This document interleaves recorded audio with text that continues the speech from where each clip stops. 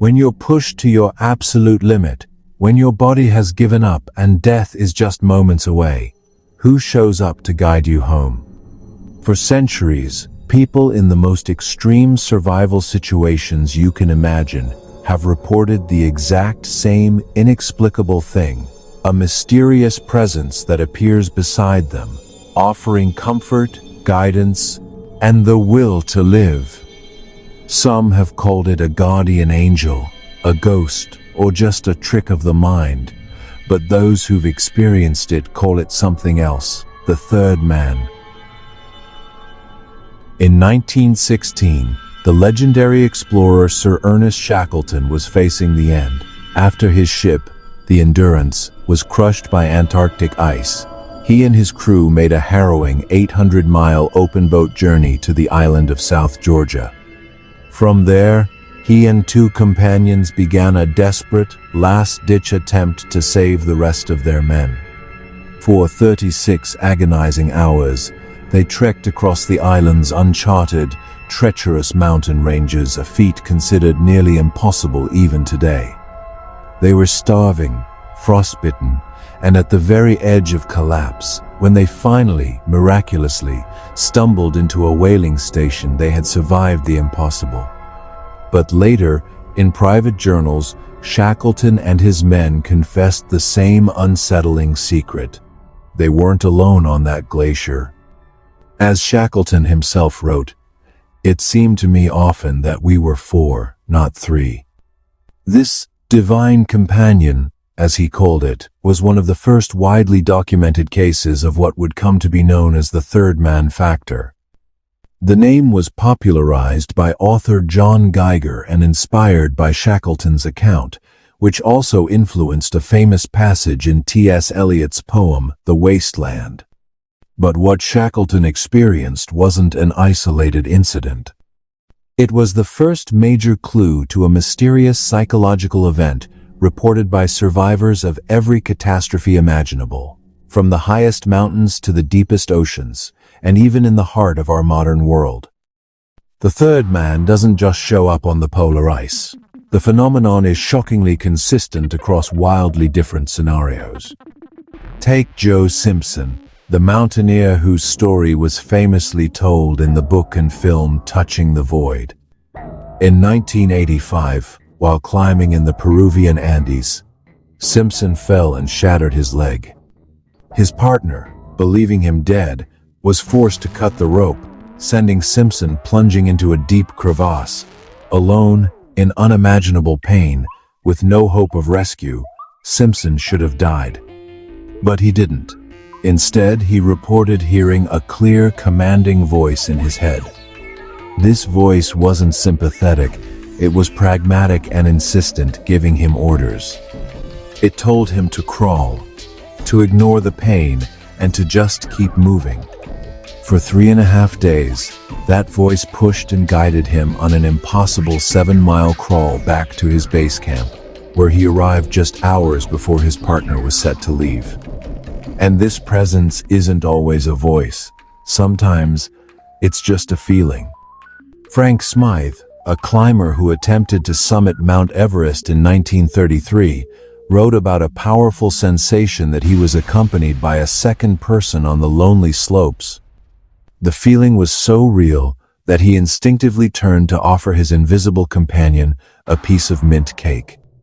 He later wrote that the presence completely eliminated all loneliness I might otherwise have felt.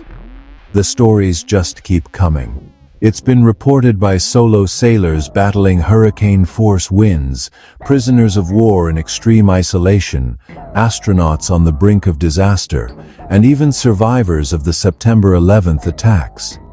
Ron DeFrancesco, the last person to escape the South Tower of the World Trade Center, was struggling to breathe and about to give up when he felt a presence leading him, guiding him down the only passable staircase.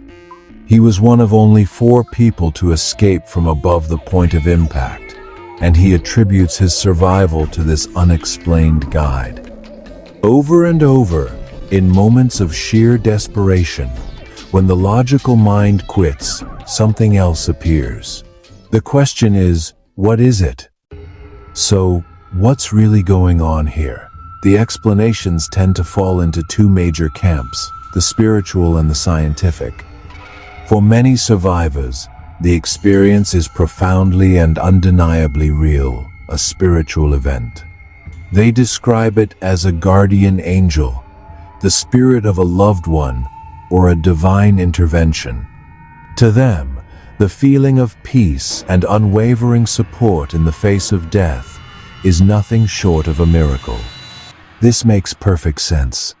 The experience is deeply personal and often provides a lifetime of comfort and meaning, answering the question of why they survived when all logic said they shouldn't have. But science offers a different, though no less fascinating, explanation. Neurologists and psychologists call this a sensed presence phenomenon. They propose that the third man isn't an external entity, but an incredible coping mechanism generated by our own brains. Think of it as a biological emergency override. In situations of extreme stress, sensory deprivation, exhaustion, hunger, or lack of oxygen, all common threads in these stories, the brain can start to function differently. In fact, scientists have even been able to trigger this feeling on demand. A team led by neuroscientist Olaf Blanke managed to artificially induce the sensation of a shadowy presence by electrically stimulating a specific part of the brain, the left temporoparietal junction. This area helps us distinguish ourselves from others and maintain our sense of self in space. When it's disrupted, our brain can get its signals crossed and misinterpret its own body cues as belonging to someone else, creating the distinct feeling of another person in the room. Other theories point to a hypothesis called the bicameral mind, which suggests our brain can sometimes split its functions, with one part giving instructions and the other part listening. In moments of extreme stress, this division could become more pronounced, creating the illusion of an external guide. Essentially, the third man may be a part of ourselves, projected outward to give us the clear, authoritative commands we need to survive when panic would otherwise take over. So, is it a guardian angel or a glitch in our brain's GPS? The most compelling answer might be that it doesn't have to be one or the other. For the person experiencing it, the two ideas aren't mutually exclusive. Whether the voice comes from a divine source or a deep, untapped reservoir in our own consciousness, the effect is the same. It saves lives. John Geiger, an author who has studied this phenomenon extensively, calls the third man an emergency survival resource, a coping mechanism so powerful it feels like it comes from outside ourselves. It's an inner strength we conjure when we need it most. It organizes our thoughts, suppresses panic, and helps us make rational decisions in irrational circumstances. This hallucinated companion gives practical, life-saving advice. It tells you to keep walking, to find shelter, to follow a specific path. It's not just a feeling, it's a functional tool for survival. Psychologists have even started exploring this concept in trauma therapy, helping patients cultivate an inner character modeled on the third man to access supportive resources within themselves. This suggests that whether you believe the presence is a ghost or a neurological process, its power as a symbol of hope and resilience is undeniable. It represents the absolute, primal refusal of the human spirit to give up, manifesting as a calm, guiding hand in our darkest hour. The third man factor really pushes the limits of what we know about human consciousness. It lives in that fascinating gray area between faith and science, the spiritual and the psychological. It proves that even when we feel completely alone, we may have access to a strength we never knew we had. So, what do you think? Is the third man a benevolent spirit watching over us? Or is it one of the human brain's most incredible survival tricks? Let us know your thoughts in the comments below. The stories of Shackleton, Joe Simpson, and countless others leave us with an enduring mystery.